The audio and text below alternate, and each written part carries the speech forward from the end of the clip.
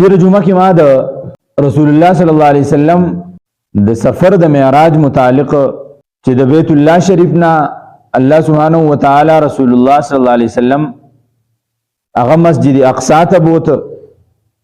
بیت المقدس کې منځ وکړ او د هغه ځای نه بیا الله سبحانه و تعالی بر اسمانونو ته رسول الله صلی الله علیه وسلم هغه ورسه او بیا راغی په دغه شپه کې واپس خپل کور ته او د هغې چې کوم مناظر د جنت او د جهنم نو هغه هم تېره جمعه کې ما بیان کړ. کله چې په رسول الله صلی الله علیه وسلم باندې په مکه مکرمه کې سخت زیاته شو او د مشرکینو د مکې د طرف نه مختلف قسمه زیاتې شروع شو، نو رسول الله صلی الله علیه وسلم د مینا په مقام باندې دغلته کې یو غونډۍ وه، یو ډیرکۍ وه، د هغې نه لاندې د مدینې منورې نه صحابه راغلي او بیعت به د رسول الله صلی الله علیه وسلم نه کاو، یعنی د لاس په لاس د رسول الله مبارک به هغه مسلمانېده. نو په دقه کال باندې رسول الله صلی الله علیه وسلم چې کله دغلته کې بیعت ورکاو مسلمانانو ته، نو د مدینې منورې تقریبا 2 کسان یا یو روایت کې راځي چې 3 کسان رسول الله صلی الله علیه وسلم په لاس باندې هغه ایمان ناوړ او رسول الله مبارک ته دعوت ورکړه چې د الله رسوله په دې مکه مکرمه کې بتا باندې ډېرې زیاتې سختۍ دي، تکلیفونه دي، ته مهرباني وکاو ته زمونږ کلي مدینې منورې ته زمونږ سره هجرت وکړه. رسول الله صلی الله علیه وسلم به ورته همیشه دا خبره کوله چې ماته د الله سبحانه و تعالی د طرف نه لا حکم نه دی شوی، البته خوبونه به لیده،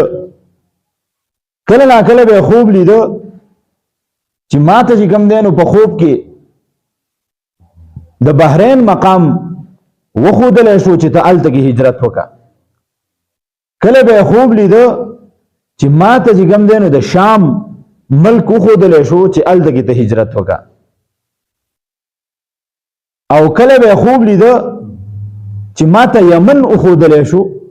چې هلته کې ته هجرت وکړه. خو په دې اخري ځل باندې رسول الله صلی الله علیه وسلم ته مدینه منوره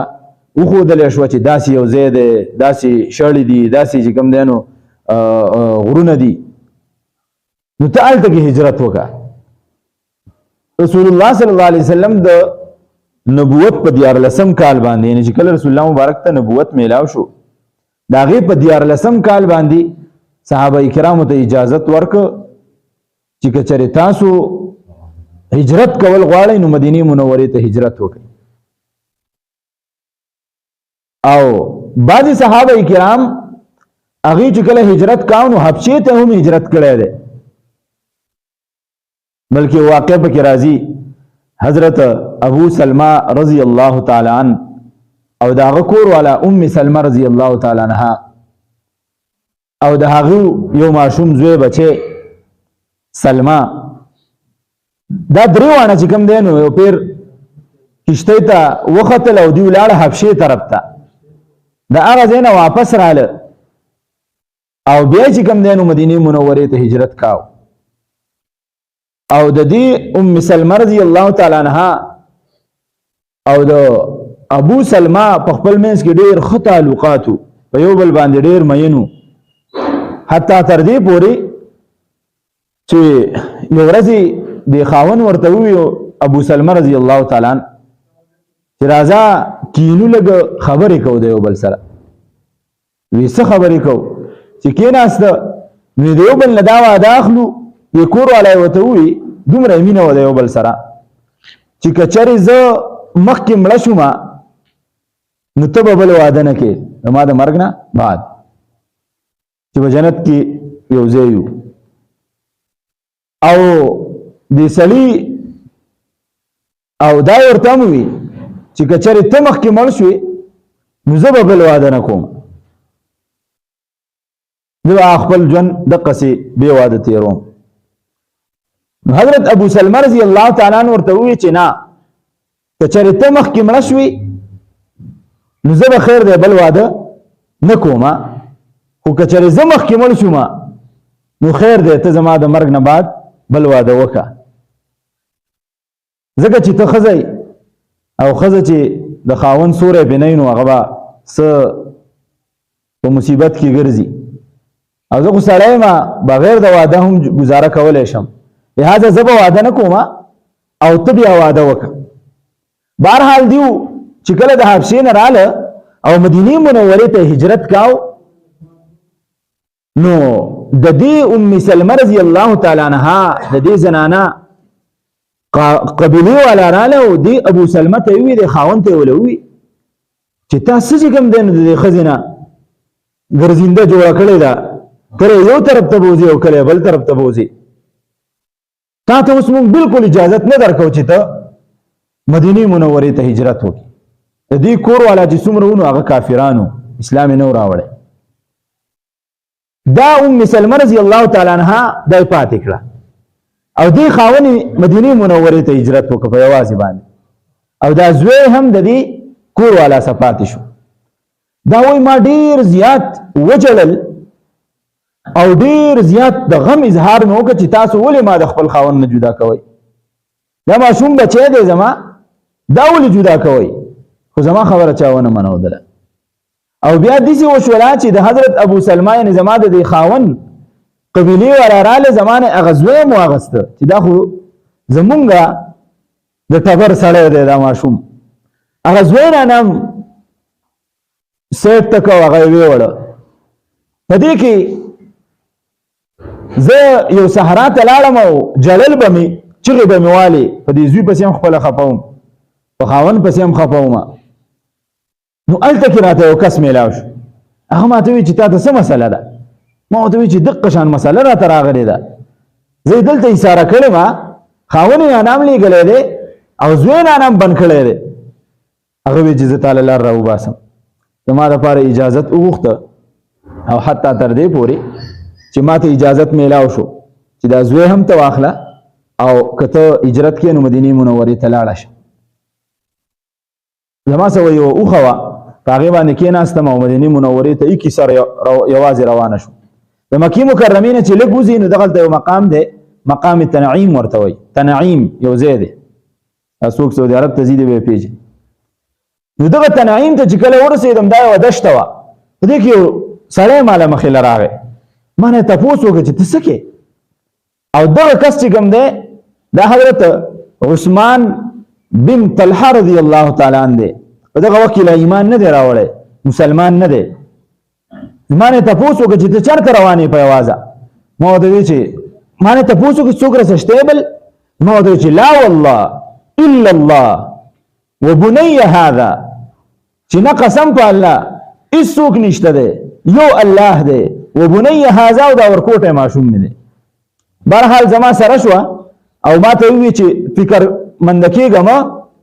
او ته راځه زما د هغې څاروي هغه مهارې ونیو او روانه وه پړې هغه نیولی و مونږ تلو حتی تر دې پورې چې وایي حضرت ام سلمه رضی الله تعالی عنها وایي دی کافر دی په دغه وخت کې خو ما د حضرت عثمان بن طلحه رضی الله تعالی عنه غوندې سړی نه دی لیدلی چې ده ما ته بالکل نه دي کتلي کله چې به د ناستې وخت راته نو زما اوښ به یې کېناو او لورې به لاړ ما طرف ته به یې شا کړه او کې به ناست چې کله به د پاسېدو وخت راغی نو زه به پاسېدم اوښ ته به وختمه ده به ما ته نه کتل رابغی د اوښ هغه پړی به یې ونیو او دی به روان شو حتی تر دې پورې چې زه یې مدینې منورې ته بوتلمه او هلته یو ځای ته ورننه باسلم ما ته یې وویل چې دلته کې ستا خاوند هغه اوسېږي زه د خپل خاوند سره میلاو شوم دی زما نه راواپس شو څه وخت چې مدینه منوره کې تیر شو نو حضرت ام سلمه رضی الله تعالی عنها وایي زما خاوند زما نه وفات شو ډېر غم راته میلاو شو جړل به مې او اراده مې دا وکړه چې زه د خپل مینې خاوندو زه به په دې پسې سخته جاړم ټولې کپړې مې ځان له جوړې کړې او خپل کور ته ننوتم په مدینه منوره کې او د ځان سره مې یوه ښځه بله راننه باسله پخوانه زمانه کې به داسې طریقه کارو چې په دې مړو باندې به خاص ښځې وي هغوی به دا مړی ګرماو مړي ګرمول به دا و چې چغې به یې والې جړل به یې پې ځان به یې پې واهه نورې ښځې به یې چې کوم دی نو را ګرمولې نو ما هغه ښځه وکتله او د ځان سره مې بوتله ما دا اراده کړې وه چې زه به ډېرې تیزې چغې وام چې څنګه ما اواز شروع کا نو ناګهانه به دې کې محمد رسول الله صلی الله علیه وسلم زما کمرې ته راننوته. ما ته وی چې ولې؟ ما ته وی چې خاون مې مړ دی. ما ته وی چې الله سبحانه وتعالى ستاد کور نه دوه ځله شیطان ایسته دی. یو هغه شیطان ایست چې تا حبشې ته هجرت وکړو، بل هغه شیطان ایسته چې تا مدینه منورې ته هجرت وکړو. تا ستا خاون تاسو ته الله پاک ډېره لویه درجه درکړې ده. تا ته زه یو دم ونه ښیم چې ستا دا غم په بدل شي، دا دم وایا، دا ذکر کوه. بالکل وښایه راته د الله رسوله. وایي ما ته رسول الله صلی الله علیه وسلم یو وظیفه وښودله. وظیفه کې دا وویل چې دا د ځان سره وایه چې یا الله اللهم اجرني فی مصیبتي، یا الله مال په دې خپل مصیبت باندې اجر راکې، واخلفني خیرا منها، او د دغه خپل خاون نه بهتر چې کوم دی نو بندوبست زما دپاره وکړي. وی چې کله ما دا دعا ویله نو ما به وی چې زما د خاون نه به بهتر هم څوک ما ته میلاو شي. خو زه د الله د رسول خبره ده، زه به یې ویمه د ځان سره. څه وخت نو تېر شوی چې الله سبحانه وتعالی زما د خاون نه ماله ښه بهتر ځای راکړه. هغه څوک و؟ محمد رسول الله صلی الله علیه وسلم سره مې نکاح وشوله. چې د محمد رسول الله صلی الله علیه وسلم سره مې نکاح وشوله نو په حقیقت باندې پوه شو. نو بهرحال دا یو واقع په منځ کې راله د هجرت. داسې زنانو هجرت کړی، داسې سړو هجرت کړی. رسول الله صلی الله علیه وسلم دا اجازت ورکړی چې تاسو مدینه منورې ته هجرت وکړئ. صحابه کرام دغسې روان دي. ډېر صحابه لاړه، خپلو منځ کې دغه مشرکانو مشوره وکړله چې دا خو یو سړی د کلي نه وځي او کله راته خالي شو، هسې نه چې دا مشر یې وځي، پیغمبر خدا وځي، نو دله څه بندوبست پکار دی. یو میټینګ یې راوغوښته، په هغې کې د هرې قبیلې سرداران کېنول. د یو نه یې تپوس کاو ته پکې څه وې، ته پکې څه وې، ته پکې څه وې. او یو بابا پکې ناست دی چې د ده نه تپوس وشو چې ته پکې څه وې او ته د کوم ځای؟ نو ده ورته وویل چې زه د نجد قبیلې سردار یم. د نجد چې کومه قبیله ده، د نجد مقام، د هغې ځای نه زه راغلی یم او زه هلته کې غټ سردار یم. خو په حقیقت کې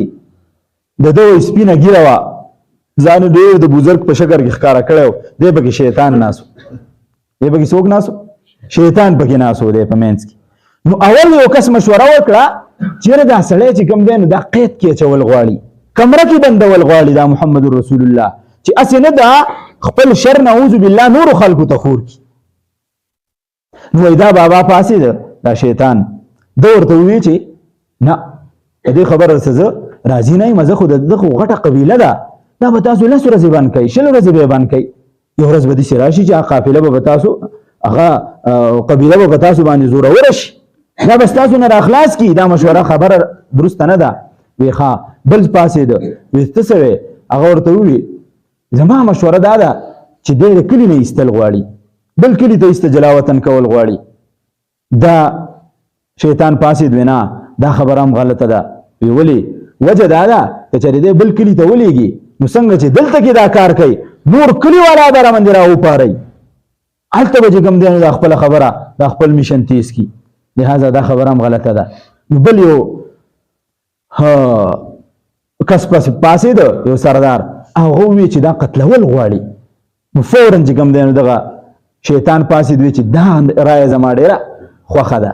په دې کې دا اراده دې وکړله چې بس په قتل باندې د ټولو مشوره ده رسول الله مبارک و نعوذ بالله قتلو. هلته کې د رسول الله مبارک لینک خو د چا سره لګېدلی و؟ تاسو نه تپوس کوم،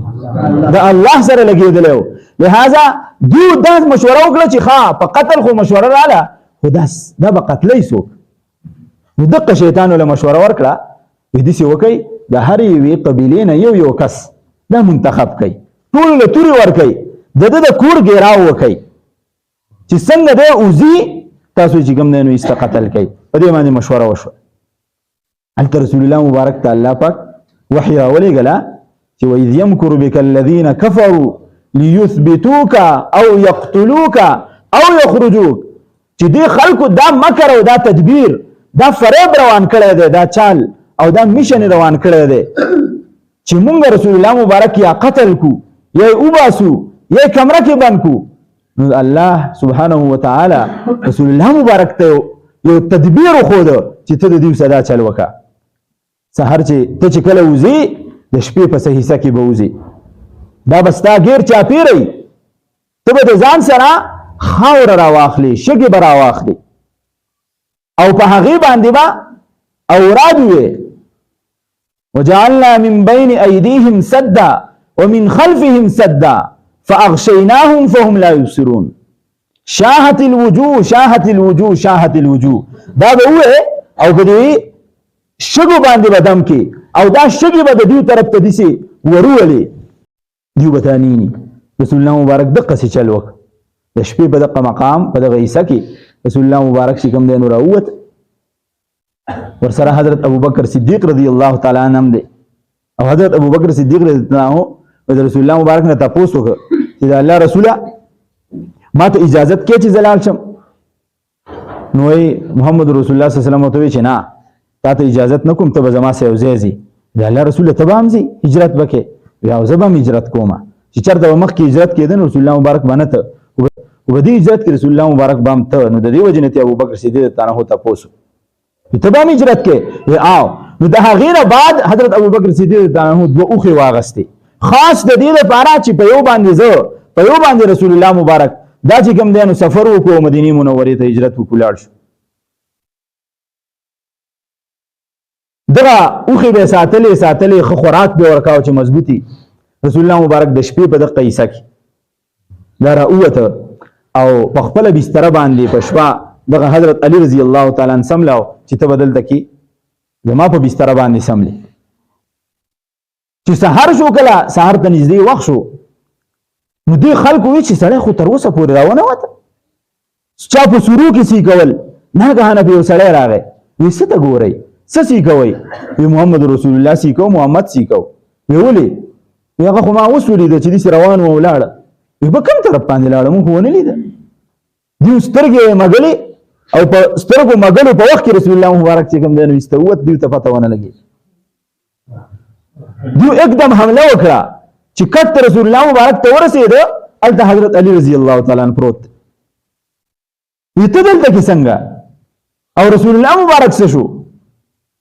هغه به رسول الله نه وي خدا زوی رسول الله یا غس شو یا هوتل رستاسو مخامخ چې کوم دین وته ولړ ها حضرت علی رضی الله تعالی عنہ د دې وجنا په خپل بستر سملولې چې د دقیق کافرانو امانتونه رسول الله مبارک سپراته بو چې سحر شي دا خلک راشي نو د امانتونه به ته واپس کی ګوره څومره زديان خلک چې یو طرف ته به دومره خګومان کوي چې دا ډېر امین سړی دی ډېر امانتدار سړی دی او بل طرف ته نه مانی بهرحال سحر حضرت علی رضی الله تعالی عنہ هغه امانتونه واپس کړه سو رضی الله تعالی عنہ هم بند کړ خو بیا آزاد کړ پرې خو هغه هجرت وکړ رسول الله مبارک وته او التکی غار سور تلاړ او التکی درې ورځې چې کوم دینو قیام وکړ خو چې کله خطه برته نو په عربو کې دا شی مشهور چې علم قیافه ډېر زیاته و علم قیافه دې ته وایي چې د انسان یا د یو زناور یا د یو سیز شناخت په هغې باندې کېږي بعضې خلک ماهري هلکه دا پلانکی غوا ده دا جرسي غوا ده دا چې کوم دی نو پریزن غوا ده دا ګډره ده دا پکې چې کوم دی نو سیواله ده دا عامه کورنۍ ده وغیره نو دا دقسې دغه خلک ماهرینو د انسانانو چې قدم به ولیده نو پوهېده به چې دا قدم دې ځای ته تللی دی دا د اوښ دا پچه نه ده دا به یې ماته کړه